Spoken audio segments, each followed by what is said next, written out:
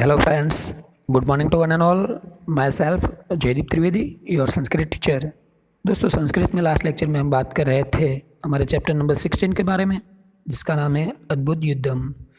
दोस्तों, ये जो चैप्टर है इसके राइटर है महर्षि वाल्मीकि जी और इसका संदर्भ यानी कि रेफरेंस है रामायण अरण्यकांड। दोस्तों, इसके 1 से 5 श्लोक का अध्ययन हम पिछले लेक्चर में कर चुके हैं। आज हम बात करेंगे श्लोक नंबर 6 से लेकर 10 तक। आइए देखते हैं सबसे पहले श्लोक नंबर 6। श्लोक नंबर 6 इस प्रकार है। तद बभूव अद्भुत युद्धम गरुद राक्षस्यो तदा सपक्ष्यो माल्यवतो महापर्वत्यो इवः। कि the miraculous fight between the vulture and the demons took place like the battle between the two great Malyavan mountains. तो दोस्तों, जब जटायु रावण को एक चैलेंज देता है तो उसके बाद रावण बहुत ही क्रोधित हो जाता है, एंग्री बन जाता है, और उसके बाद जटायु और रावण के बीच में जो संघर्ष उत्पन्न होता है तो उसके बारे में यहाँ बात बताई गई है कि द मिरेक्युलस फाइट, कि बहुत ही अद्भुत फाइट होती है बिटवीन द वल्चर यानी कि पक्षी जो है गिद्धराज जटायु, एंड द डेमॉन्स, और जो डेमॉन्स है उसके बाद उसके बीच में took place like the battle between the two great Malyavan mountains.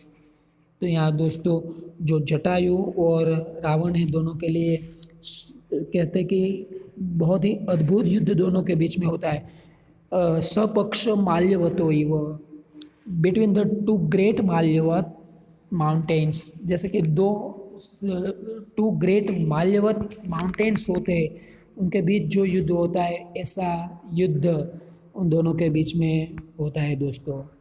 कि जटायु और रावण दोनों को यहाँ माल्यवान जाति से संबंध रहा है, कि रावण के जो नाना जी थे उसका नाम भी माल्यवान था, तो यहाँ दोनों को ग्रेट हिम माउंटेन कहा गया है। ठीक है, तो जैसे दो पर्वतों के बीच का युद्ध हो कि उछल कर दोनों ऐसे फाइट कर रहे थे कि जैसे लगता है कि दो पर्वत आपस में झगड़ते हो, तो दोनों के पास पक्ष यानी कि जो उसके जो पंख है वो पंख थे।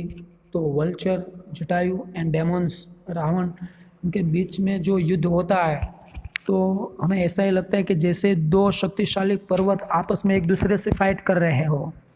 तो ऐसा सुंदर सा दृश्य वहाँ पर खड़ा होता है। तो महापर्वत महा इव पर्वत कहे तो होगा कर्मधारय समास। ठीक है, कर्मधारय समास के अंतर्गत ये शब्द आएगा। तो और तो कोई ग्रामेटिकल क्वेश्चन यहाँ पर है नहीं। सपक्ष माल्यवतः का माल्यवतो हुआ तो ये हो गया दोस्तों प्रथमा द्वितीया का द्विवचन का रूप ओ प्रत्यय लगने से। ठीक है, बात करें श्लोक नंबर 7 की, तो ये रहा श्लोक नंबर 7 कि विददार नखेरस्य तुंडम पृष्ठे समर्पयन केशांच उत्पाट्यमास नख पक्ष मुखमायुध।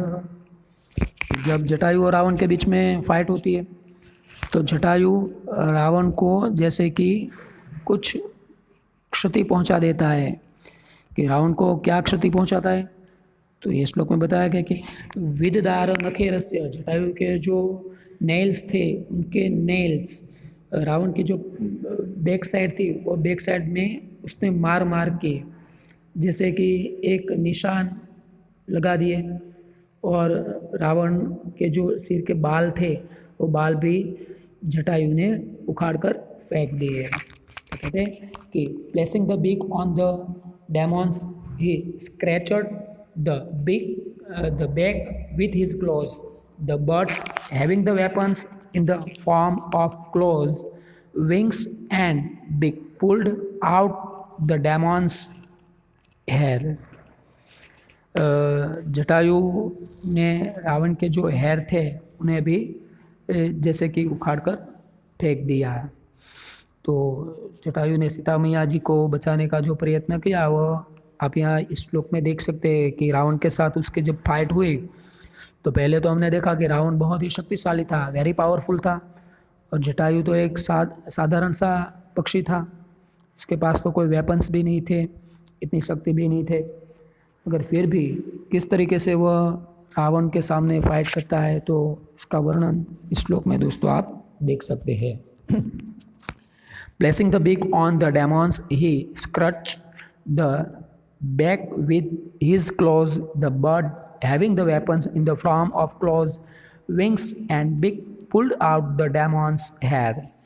ठीक है, तो बात करें ग्रामर की, तो ग्रामर में यहाँ दोस्तों पृष्ठे पृष्ठे सप्तमी विभक्ति एकवचन का रूप होगा। नख पक्ष मुखम, नख पक्ष मुखम आयुध। तो यहाँ दोस्तों नख, पक्ष, मुख और आयुध शब्द जो है एक साथ प्रयुक्त हुआ है, तो इसे हम इतरेतर द्वंद्व समास के अंतर्गत ले सकते हैं। नखः च पक्षः च मुखम च, तो इतरेतर द्वंद्व समास। और नख पक्ष मुखम आयुधानी, कोई नख पक्ष और मुख जिसका आयुध है वह, तो वो जटायु के लिए पूरा शब्द विशेषण के तौर पर प्रयुक्त हुआ है, तो इसे हम बहुव्रीहि समास के अंतर्गत प्रयुक्त करेंगे कि नख पक्ष मुखम आयुधः बहुव्रीहि समास है दोस्तों। ठीक है, तो ये हुआ दोस्तों ये श्लोक नंबर 7। बात करें श्लोक नंबर 8 की। ततः अस्य ससरम चापम मुक्तामणि विभूषितम चरणाभ्यां महातेजा बभज्जम पतंगोत्तमः। जब रावण और जटायु के बीच में फाइट होती है तो रावण का जो धनुष्य था उसका नाम मुक्तामणि विभूषितम रखा गया है यहाँ, कि मुक्ता नाम का जो मणि होता है, एक जेम्स, उससे जो बहुत ही सुशोभित किया गया था, ऐसा रावण का जो धनुष्य है वह पावरफुल ऐसे पक्षीराज जटायु ने अपने जो 2 पैर हैं उस पैर से तोड़ डाले। तो कहते हैं कि then the best of the bird who was very powerful broke the Ravan's bow, which was decorated with pearls and gems, along with the arrow, using his own legs. तो उसके जो लेग्स थे उसे मार मार कर, उसका यूज़ करके रावण का जो डेकोरेटेड बोझ था वो बोझ उसने तोड़ डाला। ठीक है, तो रावणस्य चापम कीदृशम, रावणस्य चापम मुक्तामणि विभूषितम आसीत्। रावणस्य चापम कीदृशम, तो रावणस्य चापम मुक्तामणि विभूषितम। और ग्रामर में बात करें तो ततो अस्य, ततः प्लस अस्य, ततो अस्य। इसके अलावा महातेजा, तो महान तेज यस्य सह बहुव्रीहि समास होगा।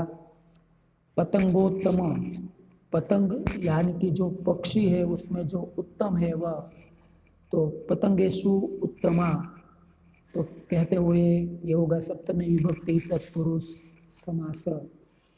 ठीक है, तो पतंगों में उत्तम, पतंग का मतलब होता है दोस्तों बर्ड, पक्षियों में उत्तम सप्तमी विभक्ति तत्पुरुष समास के अंतर्गत आएगा, क्योंकि एक स्थान बताया गया किस में उत्तम, जो बर्ड में बेस्ट है वह, बेस्ट ऑफ द बर्ड, तो ये सप्तमी तत्पुरुष समास होगा दोस्तों।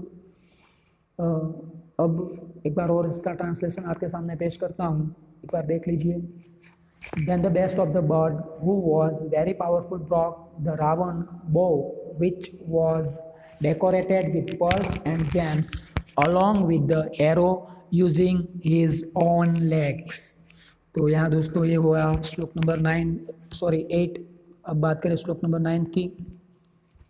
भग्न धनवा वीरथो हत अश्व हत सारथी हस्तेन आदाय वैदेही पपात भुवि रावणः। रावण जो है उसकी जो सिचुएशन हुई तो इसका वर्णन यहाँ पर किया गया है कि भग्न धनवा, उसका जो धनुष्य था वह टूट गया, वीरथ, उसका जो रथ था वह भी टूट गया, हत अश्व, उसका जो अश्व था वह भी इंजर्ड हो गया। और हत सारथी, उसका जो चैरियट था सारथी वह भी जैसे कि हतप्रभ हो गया, यानी कि क्षतिग्रस्त हो गया। ऐसा रावण हाथ से हस्तेन आदाय वैदेहीम, हाथों से सीता जी को लेकर जमीन पर गिरा। कि Ravan who was without a chariot, who bow was broken, horses killed, taking Sita by the hand, fell on the ground। फिर से देखिए translation. Ravan who was without a charioteer, who was broken, horses killed, taking by Sita and fell on the ground। तो ये रहा श्लोक number 9। भग्न धनवा शब्द पूछा जाए तो भग्न धनु यस्य सह बहुव्रीहि समास। हत अश्व तो हता अश्वा यस्य सह, ये भी बहुव्रीहि है। और कीदृश रावण भूमि पपात, तो रावण भग्न धनवा वीरथ हत अश्व हत सारथी रावण भूमिं पपात। रावण किम आदाय भुविं पपात, रावण हस्तेन वैदेहीम आदाय भुविं पपात। ठीक है। अब बात करें श्लोक नंबर 10 की, अंतिम श्लोक। जटायु तम अतिक्रम्य तुंडेन अस्य खगाधिपः, वाम बाहून दश तदा व्यापाहरत अरिंदम। कि अरिंदम यानी कि अरि यानी कि पक्षी, जो पक्षी श्रेष्ठ है ऐसे जटायु जी, जिन्हें रावण के सामने जब युद्ध किया तो रावण के जो लेफ्ट साइड के 10 हैंड्स थे वो 10 हैंड्स उसने उखाड़कर जैसे कि फेंक दिए। कहते कि Jatayu the king of the bird who had defeated the enemies then attacked Ravan with his and uprooted his 10 hand on the left side। तो लेफ्ट साइड के जो 10 हैंड थे वो उन्हें अप्रूट्स करके निकाल दिया। ग्रामर की बात करें दोस्तों तो खगाधिपः, खगा नाम अधिपः, पक्षियों का जो राजा है वह खगा नाम अधिप। अधिप का मतलब होता है श्रेष्ठ राजा, राजा के लिए भी अधिप शब्द का रखा जाता है। तो खगा नाम अधिपः, पक्षियों का राजा, षष्ठी तत्पुरुष समास के अंतर्गत आएगा। अरिंदम के अरि का जो दमन करने वाला है वह अरिंदम, अरिहि दमः, तो ये भी षष्ठी तत्पुरुष समास के अंतर्गत आएगा। इसके अलावा वामम बाहु न, वाम च असो बाहु चतान, तो कर्मधारय समास आएगा दोस्तों। और इसी के साथ यहाँ ये जो चैप्टर है इसका ये सेकंड पार्ट का वीडियो भी दोस्तों मैं समाप्त करने जा रहा हूँ। यदि आपको इसमें कोई भी परेशानी है, कुछ समझ में ना आ रहा हो, तो जैसा मैं अपने हर लेक्चर में बोलता हूँ कि आप स्कूल के वक्त में मुझे कॉल कीजिए या तो एवरी टाइम मुझे मैसेज करके भी पूछ सकते हैं। पूरे वीडियो को ज़रूर देखिए ताकि आपके लिए ये बहुत ही उपयोगी साबित हो। अस्तु।